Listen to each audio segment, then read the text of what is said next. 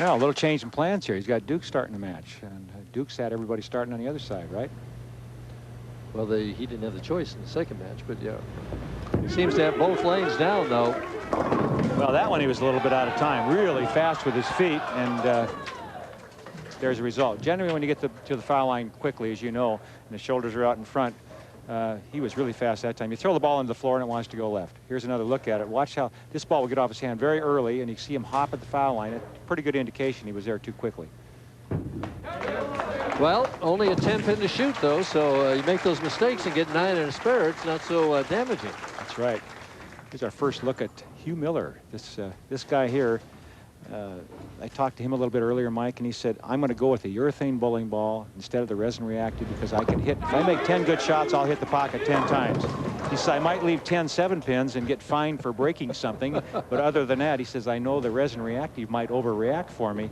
And even though I might hit, it might get away from me and get the big 4 or something like that. He says, I'd rather just hit the pocket every shot. Cross lane at the 7-pin. No trouble. Here's a look at Hugh Miller's style. He's got one of the better, purer arm swings, you might say. He really lets the ball swing free from the shoulder, and he can develop a lot of ball speed if he ever needs it.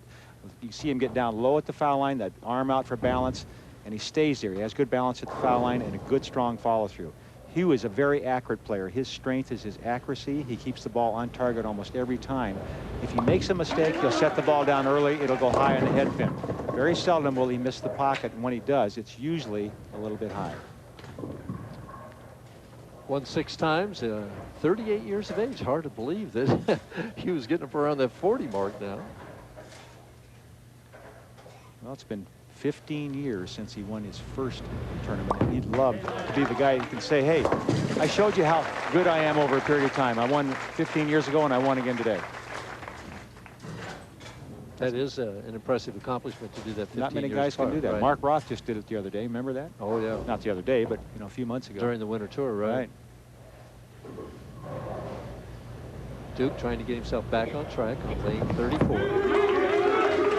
Another little hop there. I think his footwork is getting a little faster than he wants it. I think he's actually getting to the foul line a little quicker than he wants to, and his balance isn't good, and he's just not getting. When you get there like that, you can't get through the shot and stay with it and keep it on line. Is that a tendency when you take a lot of steps, like he shuffles into that 6-step approach? Well, remember how he showed his footwork? He takes that, he bends his right knee, takes the left foot and puts it back, and he says he does that intentionally to get his shoulders out front. He wants his body weight in front, so he has to run to catch it. And if your timing isn't perfect, you're in trouble. Playing with that thumb hole again, trying to get the feel just right. We all know that if that feel isn't there, you don't make good shots. At the 4-pin. Well, we can see we started with 127 guys here. It only took a 208 average to cash and 212 to make the match play. 220, though, to get on television. That's a little bit better. That's a little beyond you and I, Mike, so we can watch. That's why we're doing up here talking. See? Well, I enjoy this, don't you? I do. I enjoy watching the greatest players in the world perform, and this is definitely, over the last couple of years, been one of them right here. 13 years on the tour. He looks like he's still about 15 years old, doesn't he? Whoops. Somebody yelled in his backswing there, and that's pretty hard to do what he did. It takes a lot of strength to stop the ball like that when you're just about ready to release it. Tremendous concentration. Oh, I mean, there's all kinds of thoughts that fly through your mind at the last second. Well, just go ahead and throw it. It'll strike. Or, no, we better stop. Or yeah, the guy said, come on, Norm. And Norm turned around, keeping his sense of humor, says, I'm trying, guy. You got to wait till he lets go before you can help him. Now they're yelling Duke, Duke. Creeps a little high, too, for a 4-pin, but much better shot. Got off his hand clean. You can see the tension on that face right there as Karen is hoping that he's going to finish higher than 3rd this year. I tell you what, I told you, Norm Duke, if he gets out in front of you, he's awful hard to catch. He's a great front runner. Hugh Miller is the same way. If he gets out in front, he's very difficult to catch also. Take a look at this, Mike. What happened, Mike? How did he stop this? It doesn't matter if you go over the foul line. As long as you don't let go of the ball, it's not a foul. So he could have tiptoed all he wanted, but it wouldn't have made any difference.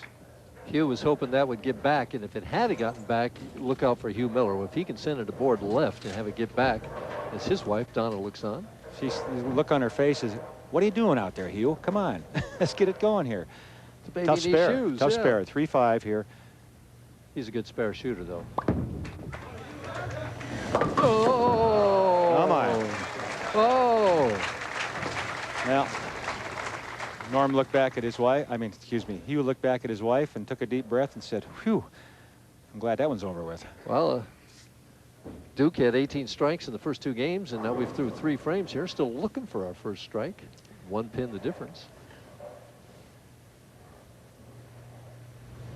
Well, something bothered Hugh Miller, so we're having a little problem getting the ball going here.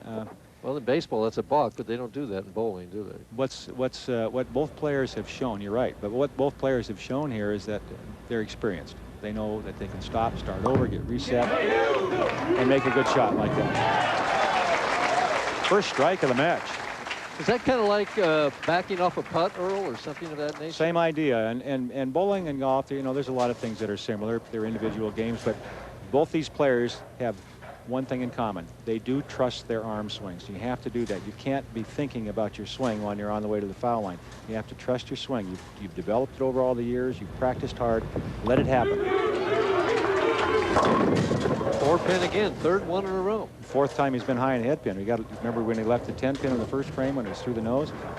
He's had every ball high. He's going to be making a move here pretty quick. He keeps adjusting the finger holes and the thumb hole in his ball, trying to make the ball come off his hand a little differently. So is the adjustment he going to make with speed or move his feet? Knowing Norm, he'll make it with speed. He can develop tremendous ball speed for a little guy. Well, be sure and join us Wednesday night for our Wednesday night baseball. In the opening game, we've got the Phillies taking on the surprising Rockies from Coors Field in Denver. Then in our nightcap, it's the first place Cincinnati Reds taking on the Padres from Jack Murphy Stadium in San Diego. 7:30 Eastern Time. Well, the good thing is we don't have anybody from Cleveland watching or on the air right this time, Mike. Is that good? Don't you get Oh, Norm Duke, what got the 4-7 there? Was that the 5?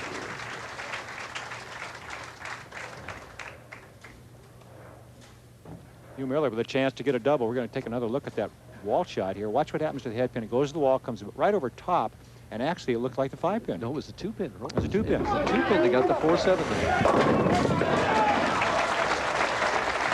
Hugh Miller staying with his game plan. He says, I know I could keep this ball in play. This is a urethane ball. It's not a resin reactive urethane. Well, explain the difference to us. The difference is the porous